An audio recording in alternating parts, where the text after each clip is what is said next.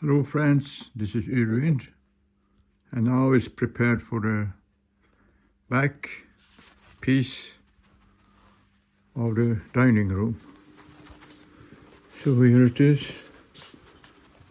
Now I'm just gonna fix it with some fillets and second epoxy, and then it's gonna be the next step. So now this sits with the fillet and some glue here and under.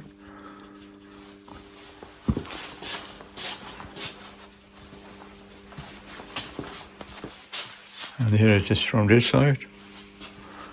And this is a good thing, because now I can do a mock-up of the roof to see what's from the inside. And the latest thing is going to be starboard side when I've done the kitchen and the hatch. So this is it.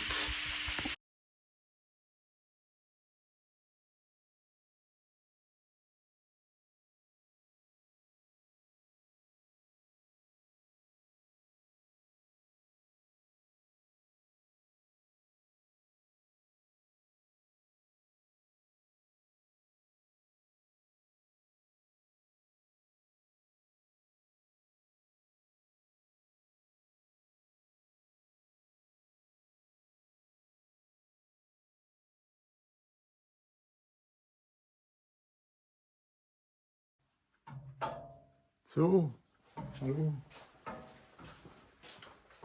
The story continues.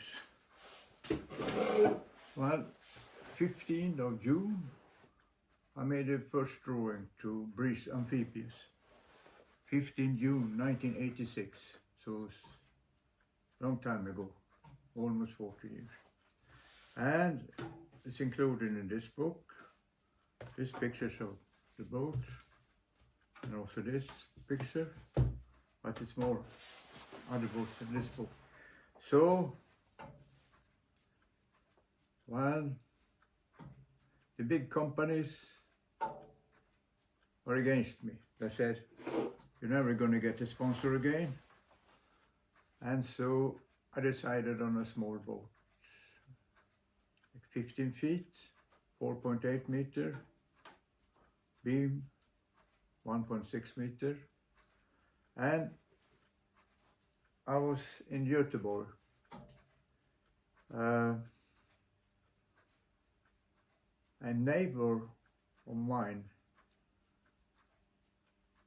when we lived in Göteborg, also in Långedal, was a pipe organ builder, Nils Hammarberg.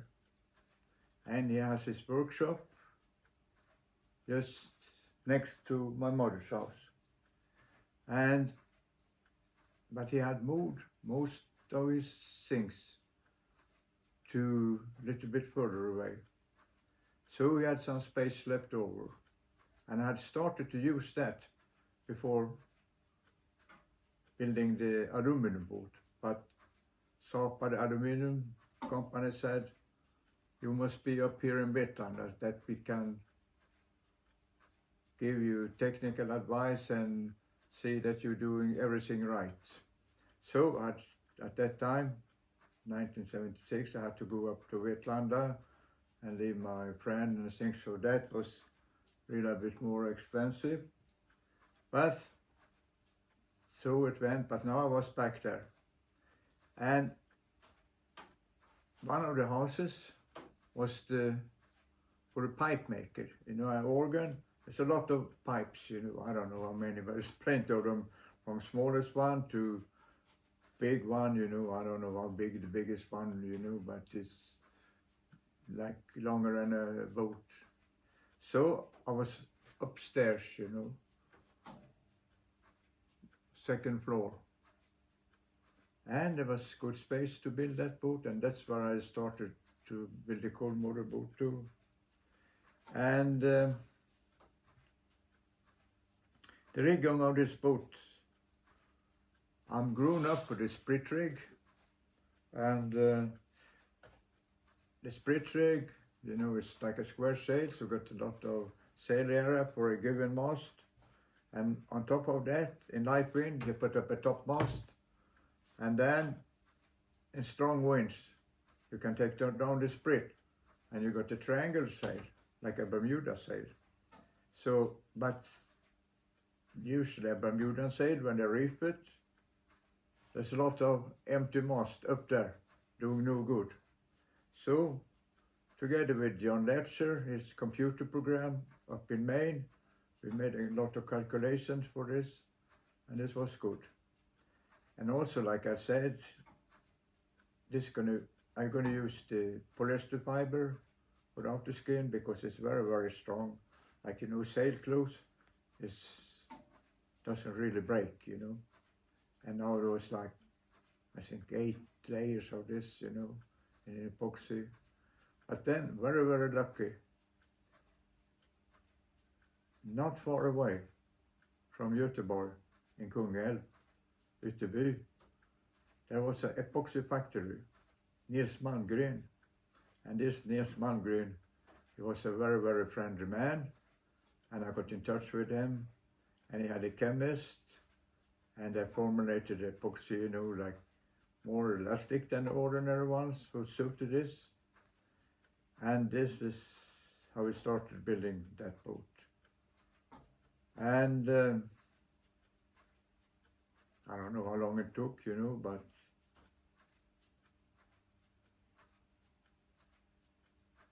maybe 86, 2 years or something like that. I think it was 88. I put it in the water and tested it and sailed around in the Swedish west coast. Behaved very well.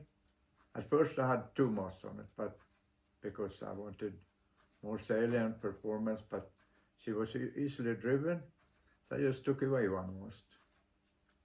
And worked very well, you know, with the bow centerboard and the rudder. So everything was excellent. Everything. So, well, and then I was ready to leave. But things interfere in life, you know.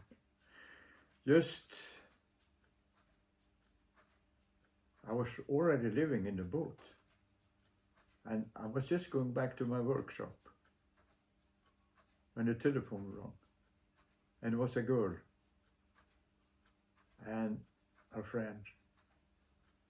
And she came up from Värmland, called north of Costa province further north. And like a year before that, I've been in Paris visiting the first Martin, the one I sailed with in 1968, and going to the boat show in Paris and speaking and buying French sailing books and things like that. And on the way back to Sweden, I was going on a bus. And I was sitting next to a girl, also from the same place. And this girl of phone was called Olga. And that girl on the bus had told her, Olga was like artist, and she's going to go to Göteborg to paint school. And now she phoned me. And they came out and visited it. And everything was nice. I showed her the boat. And then one night later, or a few later, she knocked on the door. In a basket, she had an evening meal. And she was giving me meal. And so we became a couple. And at the same time, now this good thing with this boat was a trailable boat. It got its own wheels, but also you could take it behind the car. So I took it down to France. My friend Michael Birch, who I met building boat for him, in Martha's Vineyard, he and Walter Green, and they two become good friends. And then this Route du Rhum was coming up. And there was a big thing in France, there was big sponsors and a prize. And Walter had built a boat. But he didn't really have the time to sail. But Mike said, I'd like to try that boat. Okay, Walter said, you borrow the boat, and if you win, we split the money. So I think it started from Saint Malo, and it was a race to Guadeloupe, I think. And at that time, I think it was about 1980 or 81. They didn't really have, you know, the satellite tracker. It was the something, you know, but they didn't really have it. So, and there was a big boat, Malinovsky, and he was the favorite, you know. He was a good sailor, and no one really looked at Mike Bush and his boat. But as they were getting close to Guadeloupe, there was an airplane out looking for boats. And then they saw these two boats, you know, were equal. And Malinowski was in the lead. But then Mike saw the boat, and then they turned around the corner because the goal was on the leeward side. And Malinowski was leading and was not far from the finish. And then suddenly a big squall hit them. Now Malinowski's boat was on one hull, so it kind of heeled over. But Mike Bush shot off like an arrow.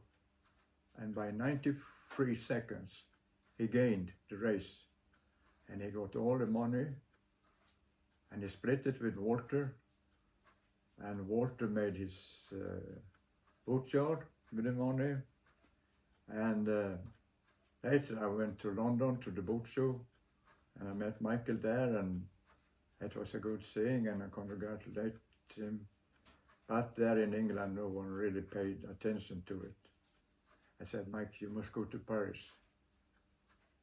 They're better.